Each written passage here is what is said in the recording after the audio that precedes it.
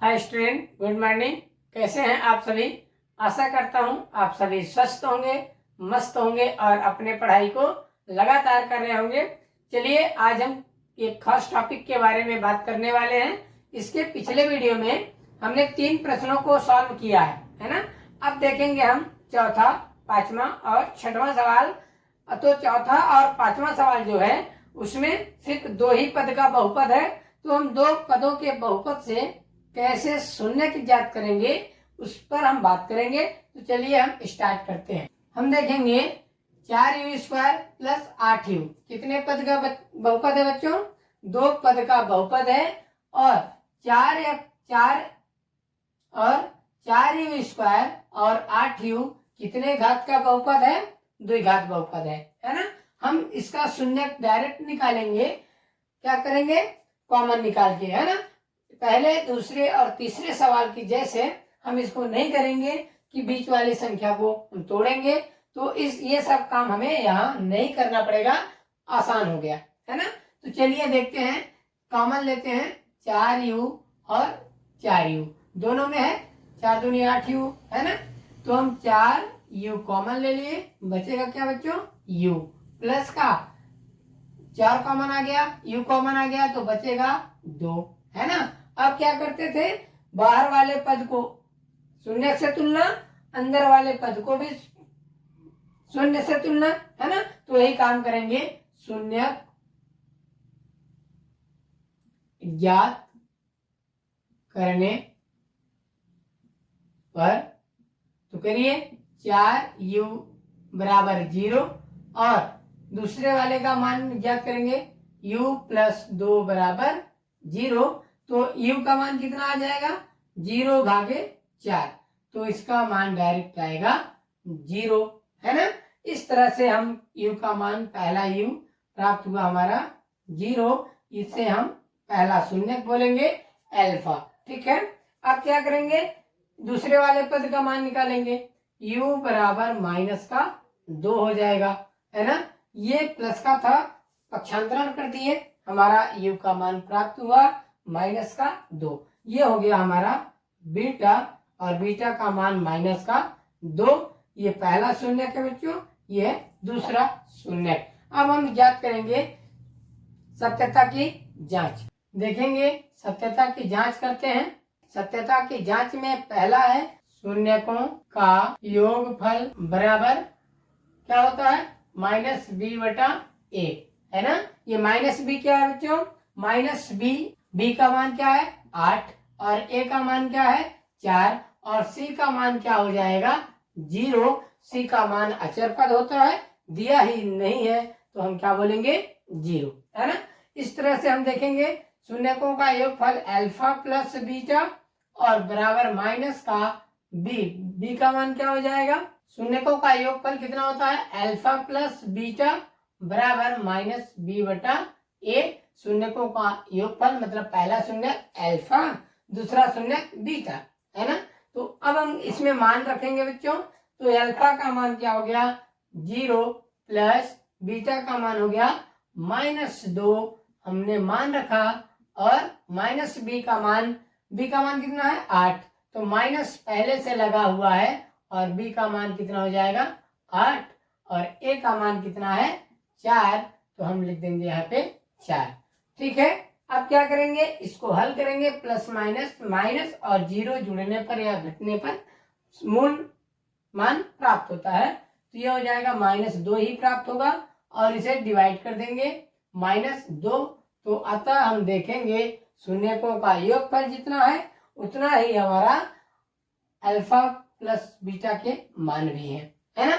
a और b के मान जितना है उतना ही।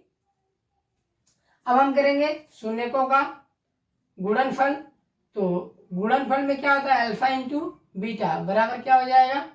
c/a, है ना। तो अल्फा का मान 0 इंटू बीटा का मान -2 बराबर c का मान कितना है? 0 भागे a का मान कितना है? 4। ठीक है। तो इसमें 0 का गुणा करेंगे तो 0 बराबर का 0। ये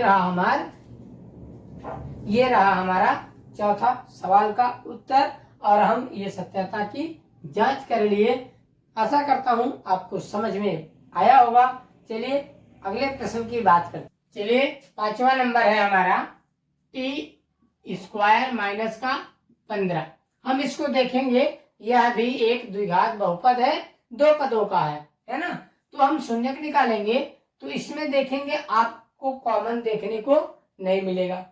चलिए देखते हैं क्वेश्चन नंबर 5 को। तो क्वेश्चन नंबर 5 है बच्चों टी का स्क्वायर माइनस का 15 है ना। तो इस मान को हम देखेंगे कि एक द्विघात बहुपद है और दो पदों का बहुपद है ना।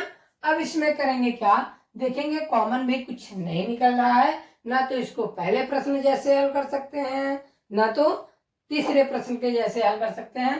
अब हम देखेंगे इसको कुछ अलग सोचते हैं इसके बारे में। कॉमन तो हम निकालेंगे नहीं, है ना। अब कुछ और अलग करते हैं, देखिएगा। तो क्या हो जाएगा, टी का स्क्वायर माइनस क्या हो जाएगा, क्या लिख सकते हैं, अंडर रूट 15 का स्क्वायर, है ना। तो एक सर्वसमीका का प्रयोग हुआ है यहाँ पे। देखेंगे ए स्क्वायर माइनस का बी स्क्वायर बराबर क्या होता है, ए प्लस बी और ए माइनस बी, है ना।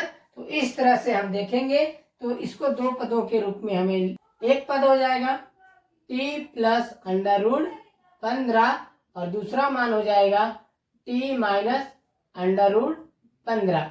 अब दोनों मानों का हम शून्य की ज्ञात कर लेंगे। तो टी शून्य की ज्ञात करने पर शून्य से तुलना करने पर तो t प्लस अंडर रूट 15 को बराबर करेंगे 0 से, तो t का मान हमें प्राप्त हो जाएगा t बराबर माइनस अंडर रूट 15। ये हमारा हो गया, ये हमारा हुआ अल्फा का मान, अल्फा यानी पहला शून्य। ठीक है, इसी प्रकार हम दूसरा भी शून्य प्राप्त कर लेंगे। तो क्या हो जाएगा, t माइनस अंडर रूट 15 बराबर का 0। अब इसको पक्षांतरण करेंगे, t बराबर अंडर रूट 15 और ये मान हुआ हमारा दूसरा शून्य, है ना। अब हम इसकी सत्यता की जांच करेंगे। तो सत्यता की जांच में हमारा हो जाएगा शून्यकों का योगफल अल्फा प्लस बीटा बराबर माइनस बी बटा ए, है ना। इसमें हम मान रखेंगे तो अल्फा का मान हो जाएगा हमारा अंडर रूट 15 माइनस का और प्लस अंडर रूट 15 बराबर माइनस बी का मान क्या हो जाएगा, ये होगा ए का मान, ये होगा बच्चों सी का मान, और जो भी एक पद का या एक घात की इसमें बचती है मान वो हो जाएगा बी का मान। तो बी का मान अभी यहाँ है नहीं, तो क्या रखेंगे, 0 रखेंगे, और सी का और बट्टे में क्या है ए का, तो ए का मान 1 हो जाएगा। तो प्लस माइनस कैंसिल हो जाएंगे, 0 बराबर 0। ये हुआ हमारी सत्यता की जांच। अब दूसरा देखेंगे शून्यकों का योगफल अल्फा इंटू बीटा बराबर सी बटा ए।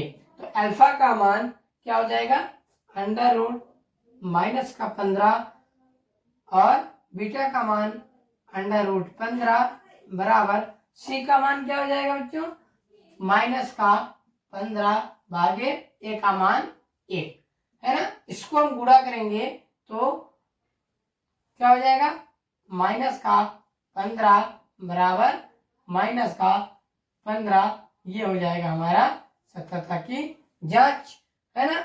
इस तरह से हम देखेंगे